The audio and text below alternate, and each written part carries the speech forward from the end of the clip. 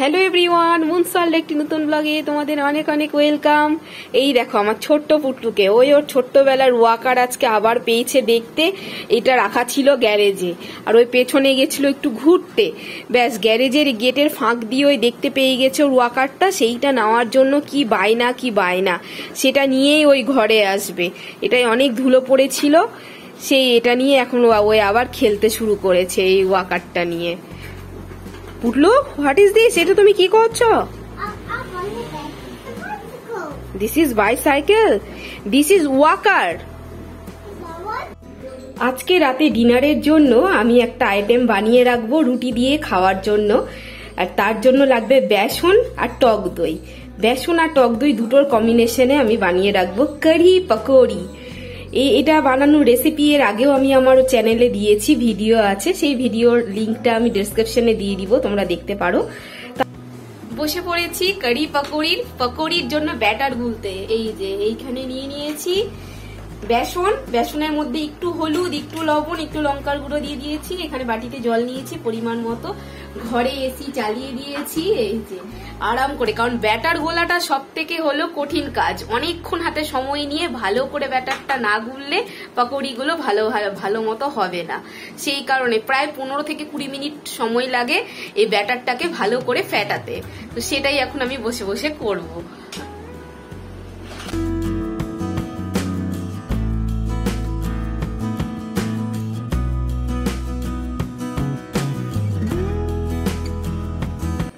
এই যে আমার ব্যাটার একদম রেডি। আর এই ব্যাটার পারফেক্ট হয়েছে সেটা কি করে বুঝবো, দাঁড়াও দেখাচ্ছি। এখান থেকে এক ফোঁটা নিচ্ছি, আর এখানে 1 কাপ জল, এই জলের মধ্যে একটা ফোঁটা দিয়ে দেব। এই যে এইটা ভেসে উঠলো জলে, নিচে তলিয়ে গেল না, বসে গেল না, জলের উপরে ভেসে উঠেছে, তার মানে আমার এই ব্যাটার একদম পারফেক্ট। আর এখানে এই যে তেল গরম করতে বসিয়ে দিয়েছি, এখন এখানে একটা একটা করে ছেড়ে দেব।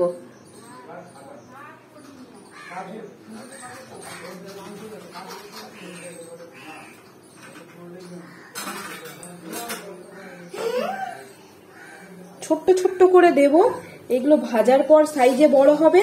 তারপরে যখন গ্রেভির মধ্যে দিব, গ্রেভিটা অ্যাবজর্ব করবে, তখন সাইজে আর একটু বড় হয়ে যাবে, ওই জন্য ছোট্ট ছোট্ট করে দিচ্ছি।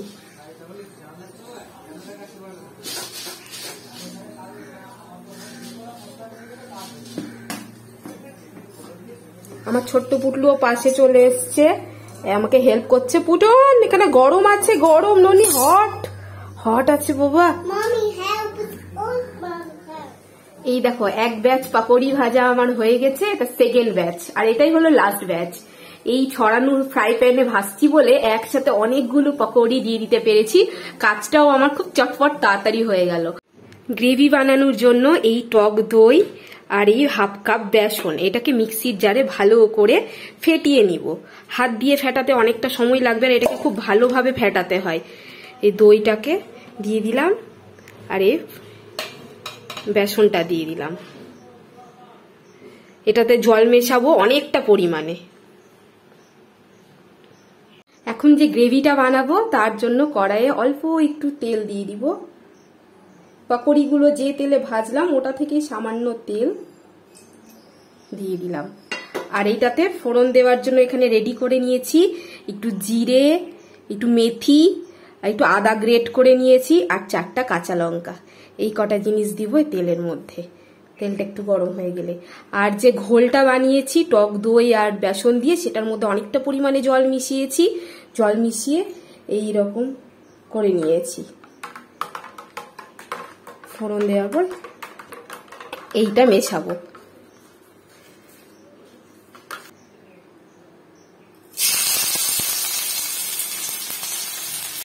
কারি বানানোর জন্য আমি বেসন যতটা নিয়েছি ঠিক তার ডবল টক দই নিয়েছি।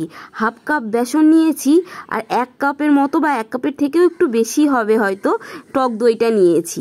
আর দইয়ে যদি টকের ভাবটা কম থাকে তাহলে আরও একটু বেশি পরিমাণে টক দই নিতে হবে। আমার দইটা ভালোই টক আছে, কারণ আমি 2 দিন ফ্রিজের বাইরে রেখেছিলাম দইটাকে, সেই জন্য একটু ভালোই টক হয়ে গেছে, তাই আমি বেসনের ডবল টক দই নিয়েছি। এখন এই কারিটাকে কিছুক্ষণ নাড়াবো কড়াইয়ের মধ্যে।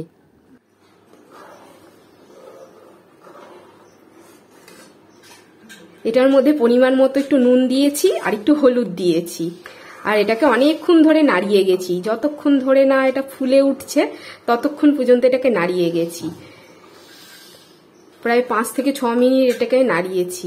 এখন এটার মধ্যে পাকোড়িগুলো যে ভেজে রেখেছি, এই যে পাকোড়িগুলো, এগুলো দিয়ে দেব।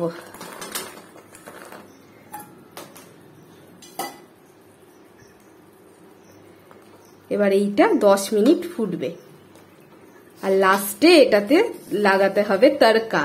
তড়কা লাগালে এটার আসল টেস্ট পাওয়া যাবে। তো এটা এখন কিছুক্ষণ ফুটুক, আমি যাই গিয়ে আমার ছোট্ট পুটলুকে স্নান করিয়ে নিই।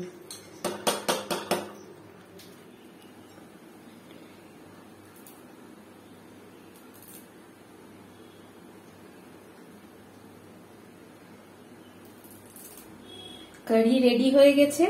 কারির আসল যেটা ইনগ্রিডিয়েন্ট সেটা হলো এই কারি পাতা। এই কারি পাতা দিয়ে যদি তড়কা না লাগাই তাহলে তো ওটার কোনো টেস্টই আসবে না। এই জন্য এখানে প্যানে একটু তেল নিয়ে নিয়েছি, দিয়ে দাও, গরম হচ্ছে এখন সবে। চটপট করবে।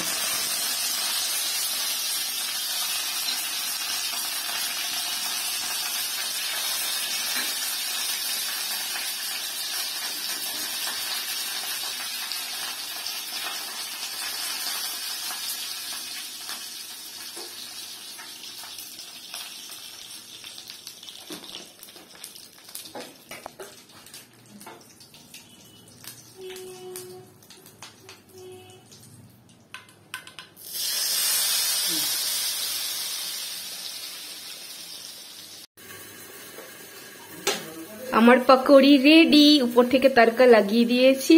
ওয়াও, এখন এটার ইয়াম্মি ইয়াম্মি টেস্ট হয়ে গেল। দুপুরের লাঞ্চও রেডি আর রাতের ডিনারের জন্য কারি পাকোড়িও রেডি। কারি পাকোড়ি করে রেখে দিয়েছি।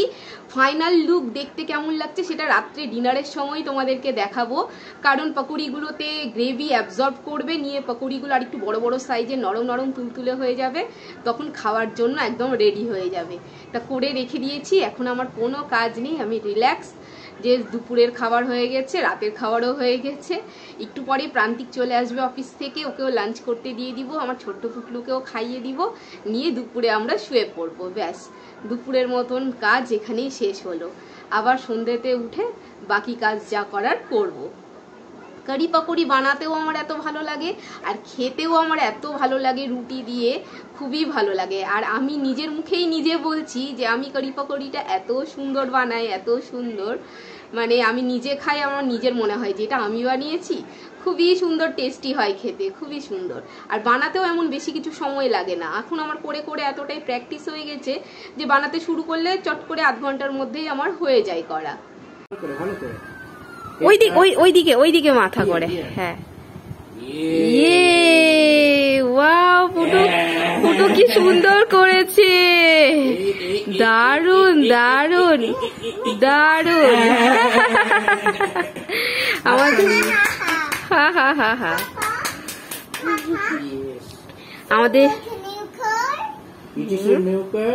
আমাদের সবার লাঞ্চ কমপ্লিট। এখন আমরা ঘুমু করতে চলে এসেছি। প্রান্তিক একটু রেস্ট নিবে, রেস্ট নিয়ে অফিস চলে যাবে, আর আমি আর পুটলু এখন ঘুমিয়ে পড়বো। আবার সন্ধ্যেবেলা দেখা হবে। পুটলু কি সুন্দর জিমন্যাস্টিক শিখেছে বলো। এখন মা নেই বলে এখানে নিচেই আমরা রাতে আর দুপুরে শুচ্ছি। হ্যাঁ, রাতে মা আসবে, আজকে রাতে মা চলে আসবে। তুমি নিচেই শুতা, আজ রাতে উপরে যাবে। হ্যাঁ, ছোট্ট পুটলু কেমন ওর বাবার সাথে কানে হেডফোন লাগিয়ে ওই ফোনে ভিডিও দেখছে। এই যে ওর বাবার এক কানে হেডফোন আর পুটুর এক কানে হেডফোন, এই যে নিয়ে ওই ভিডিও দেখছে। ভিডিওতে আমাদেরই ব্লগ দেখছে, আমাদের ব্লগ। কি দেখছো মন দিয়ে? মাম্মিকে বলে দাও কি দেখছো। কি দেখছো?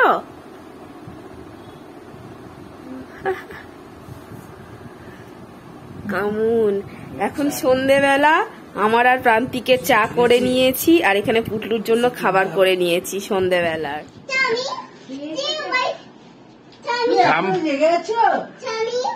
ঠাম্মি কোথা থেকে এসছে বলো? ঠাম্মি বলো, দাঁড়াও না, বলো ঠাম্মি তুমি তোমার শরীর ঠিক ছিল? হ্যাঁ, প্রথম দিন তো খুবই শরীর ক্যাচ করো, ক্যাচ দাও। ঠাম্মির হাতে ব্যাগ আছে, ঠাম্মির হাতে ব্যাগ আছে। বলছি দীঘাতে ওয়েদার কেমন এখন? গরম না ঠান্ডা? এরমই আবার তুমি তো কালো হয়ে পুরো ঠোঁট সাদা হয়ে গেছে। সেদিনও দেখলাম 2-1 ফোঁটা বৃষ্টি এলো, মনে হলো হবে, হয়নি। আজও আসছিল, হয়নি। তাহলে ঝড় হয়নি এখনো দীঘাতে? কিছুই হয়নি। আরো পরে, বৃষ্টি আরো পরে গেলে, আরো পরে গেলে ভালো করে। What is biscuit here? কি বানিয়ে দিয়েছে? What is that? ও বানিয়ে দিয়েছে। Very good, very good. মামি লুকিং গুড। ব্যাট আনার ইচ্ছে ছিল, কিন্তু ব্যাট লম্বা না। Oh no, she got bucket. What is that? কম আসছে নাকি গো? এখানে নিয়ে আসো বিছানায়। দেখাও দেখাও, পাপাকে দেখাও। Take in the bed. এইখানে ও লাট্টু নিয়ে এসছে। And take that one, take that লাট্টু, লাট্টু। এটা নিয়ে যায়, লাগিয়ে যাবে। ও এইটা তো আমার, এইরকম লাট্টু আগে ছোটবেলায় ছিল আমার। দেখি দেখি পুটু। মাম্মিকে দাও, মাম্মিকে দাও। আচ্ছা ঠাম্মি, তোর মায়ের। ঠাম্মিকে থ্যাংক ইউ বলো, থ্যাংক ইউ, ওয়েলকাম। ও এটা তো sea beach bucket, this is a sea beach bucket. আর ওই মনমুনের কি এটা? এটা একটা ব্যাগ মনে হয়। এই যে ও that is mummy new bag. আমার জন্য গিফট আছে। দেখি দেখাচ্ছি, ওয়েট। ছেলের দুল। বাহ, দেখি দেখি দেখা যায়। ও এই জিনিসটা, এরকম গয়নাগাটি অনেক কিছুই আছে। বাহ। এটা সাবধানে, এটা এটা রেখে দাও, ভেঙে যাবে, আলমারিতে রেখে দেবে। এই যে এটা তোকে মামি দিয়েছে। কি তোদের মতো জিনিস তো নেই, মেন্টালি জিনিসগুলো এইগুলো। ও হোটেল থেকে ওর ব্রাশ ট্রাশ, চিরুনি এইসবও দিচ্ছে, নার্সিং হোমের মতো। শ্যাম্পু, সব শ্যাম্পু, সাবান, মাজন। ও nice bucket. Look, this is a শাবল এন্ড দিস ইজ আ, দাঁড়া না, ওকে টেলাটালি করছিস। জল দেওয়ার জায়গা। পড়ে যাচ্ছে তো, দাঁড়া না। Yes, nice one. কি এটা? এইটা ওরাও ভালো করে জানে না, আমরা আমাদের ছোটবেলায় 80s 90s করিস না, আমাদের এটা। আর মিষ্টি কি? দীঘা থেকে মা ফিরে এসেছে আর আমাদের জন্য কত কিছু নিয়ে এসেছে, সেই সবই নিয়ে এখন আমরা বসেছি দেখতে। এই দেখো, কাজুর বরফির একটা বাক্স এনেছে, আর এগুলো হলো কাজুর লাড্ডু। যা যা জিনিস এনেছে সব এখানে সাজিয়ে নিয়ে বসেছি। এই দেখো, মাদের ছোটবেলায় এই চকলেটগুলো পাওয়া যেত, এই চকলেট এনেছে। এই বড় ব্যাগটা এনেছে আমার জন্য, আর দুটো ছোট পার্সের মতো এনেছে 2 কাকিমার জন্য, মেজো কাকিমা, ছোট কাকিমা। আর আমার ছোট্ট পুটলুর জন্য এই খেলনাগুলো এনেছে। ওই তো এটা পেয়ে খুব খুশি, ওই ঠিক জানে এই খেলনাগুলো নিয়ে বালির মধ্যে খেলতে হয়, তাই জন্য বলে যাচ্ছে স্যান্ড টয়েস, স্যান্ড টয়েস, বালিতে বসে এগুলো নিয়ে খেলার। এই জিনিসগুলো মা এনেছে আমাদের জন্য। ডিনারের টাইম হয়ে গেছে, এখন আমরা বসবো কারি দিয়ে রুটি খেতে। সেই জন্য কারিটাকে তো আমি সকাল সকাল বানিয়ে রেখেছিলাম, সকাল সকাল মানে দুপুরের দিকে, এই 12টা-1টার দিকে। তো এখন একটু ঠান্ডা মতো হয়ে গেছে, তাই একটু গরম করে নিচ্ছি। এই যে কারি এখানে গরম হচ্ছে, আর এখন আমরা ডিনার করতে বসে পড়বো। এই দেখো কারিটা, এখন আমরা রুটি দিয়ে কারি খেতে বসবো। বেশ কিছুক্ষণ থাকার পর কারিটা বেশ ঘনও হয়ে গেছে, আর এটার যে পাকোড়িগুলো, ওগুলোর সাইজগুলো একটু বড় বড় হয়ে গেছে আর নরম তুলতুলে হয়ে গেছে। এখন আমরা ডিনার করতে বসে পড়বো। তো চলো, আজকের মতো ভিডিওটা এখানেই শেষ করছি। ভিডিওটা কেমন লাগলো কমেন্টে লিখে জানিও, ভালো লাগলে একটা লাইক করে দিও। খেয়ে বলো কেমন হয়েছে।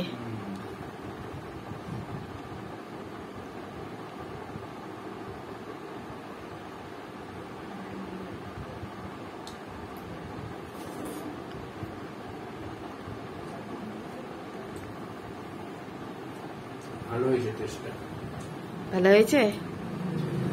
এটা এখন বেশ আমার ভালো লাগে, এটা একটা ভালো টেস্ট আছে।